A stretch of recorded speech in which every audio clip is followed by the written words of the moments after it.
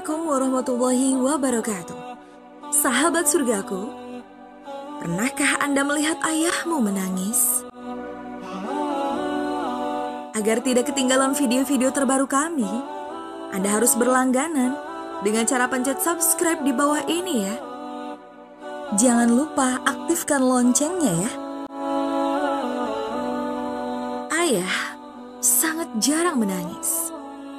Tangisan ayah mungkin saja tidak pernah engkau lihat karena ia ingin tampak kuat di hadapanmu, agar engkau tidak ragu untuk berlindung di lengannya dan bersandar di pundaknya saat engkau membutuhkannya. Walaupun dia ingin menangis ketika melihatmu bersedih, dia akan tahan tangisannya. Mungkin dia akan menangis di belakang agar tidak ada yang mengetahuinya.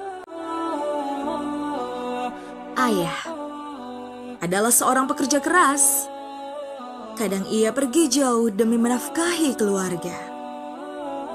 Kadang ia harus pergi seharian, bekerja di luar sana, membanting tulang, kehujanan, kepanasan, dan baru kembali ke rumah di malam hari. Semua dia lakukan agar bisa memenuhi kebutuhan keluarganya. Ayah sering harus memendam bahkan melupakan apa yang ia inginkan agar bisa memberikan apa yang kamu butuhkan. Ayah tidak dapat memelukmu seerat dan sehangat pelukan ibu karena ia khawatir tidak bisa melepaskan pelukan itu. Maka jangan pernah kau lupakan jasa ayahmu. Dikisahkan, di zaman Rasulullah, seorang laki-laki tua datang menemuinya. Seraya berkata, "Wahai Rasulullah, aku mempunyai anak yang kaya raya. Dia baik kepada semua orang, tapi jahat kepadaku. Bahkan dia mengusirku dari rumahnya." Mendengar cerita laki-laki tua itu, Rasulullah menemui anak tersebut. Anak itu dinasehati agar mau menerima dan mengurus ayahnya kembali. Namun anak itu tidak mau. Dia berbohong kepada Rasulullah. Dia katakan, dia tidak mau mengurus ayahnya karena tidak mempunyai cukup harta. Rasulullah Shallallahu Alaihi Wasallam berkata, "Aku tahu kalau kamu mempunyai gudang gandum dan kurma dan uang yang sangat banyak." Pemuda itu mengelak. Siapapun yang memberitahumu tentang itu, dia adalah pembohong. Rasulullah Shallallahu Alaihi Wasallam merasakan bahwa apapun yang disampaikan kepadanya tidak mempengaruhi pemuda yang punya hati sekeras batu itu. Kemudian Rasulullah Shallallahu Alaihi Wasallam mengatakan kepada anak muda itu, "Berdiri dan pergilah dari sisiku. Ketahuilah, tidak lama lagi kau akan menyesal. Penyesalan yang tidak ada gunanya bagimu." Pemuda itu pergi dengan rasa bahagia karena berhasil melepas tanggung jawab untuk mengurus ayahnya.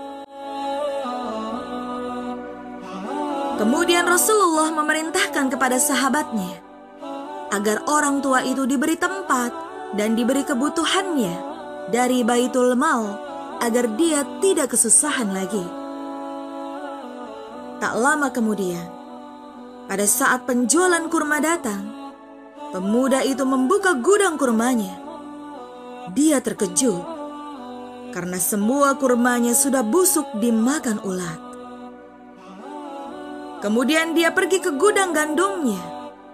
Ketika membuka kunci gudang, dia kembali terkejut karena gandumnya diserang oleh serangga kecil dan merusak semua gandumnya. Yang tersisa hanya batang gandum. Saking banyaknya ulat yang menempel, gandum itu menjadi sangat bau. Bahkan hewan pun tidak mau memakan gandum itu. Akhirnya, semua gandum itu dibuang ke gurun. Semua kejadian yang menimpanya tidak membuat dia jera dan meminta maaf kepada ayahnya. Beberapa hari setelah kejadian itu, pemuda itu jatuh sakit. Ketika ia hendak mengambil uang simpanannya di dalam peti untuk berobat, dia kembali terkejut. Allah mengganti uangnya menjadi lempengan-lempengan tembikar, sehingga dia tidak punya uang untuk berobat. Semakin hari, penyakitnya semakin parah. Teman-temannya tahu bahwa penyakit yang dideritanya akibat dia durhaka kepada ayahnya. Karena itu, mereka menjauh. Suatu hari Rasulullah SAW bersama sahabatnya. Beliau melihat pemuda yang durhaka tadi duduk di pinggir jalan dengan kondisi yang sangat mengenaskan. Beliau berkata kepada sahabatnya, "Hai orang-orang yang durhaka kepada ayah ibunya, ambillah pelajaran dari pemuda ini. Dulu dia merasa mampu membeli surga dengan kekayaannya, sehingga dia durhaka kepada ayahnya. Ketahuilah, sebentar lagi pemuda ini akan meninggal dunia dan masuk ke neraka jahanam." Hendaklah kita menjadikan kisah tersebut sebagai pelajaran. Jangan pernah durhaka kepada ayah. Ingatlah, darahmu adalah darah yang mengalir dari ayah. Jangan pernah sakiti dia. Dialah yang banting tulang untuk membesarkanmu. Dialah yang banting tulang untuk memberi semua yang kau butuhkan. Walau terkadang dia tak mampu. Untuk kita yang masih punya ayah, sayangilah dia. Bagi kita yang sudah ditinggal ayah untuk selamanya, doakan dia. Bersedekahlah untuknya. Baca Al-Quran untuknya. Datanglah ke kuburannya untuk berdoa. Semoga Allah mengampuni dan semoga Allah melimpahkan rahmat untuk ayah kita. Amin. Ya Rabbal Alamin.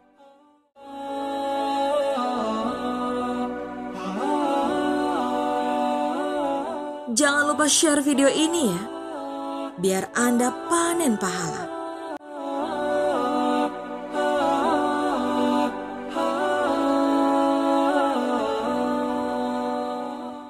Wassalamualaikum warahmatullahi wabarakatuh.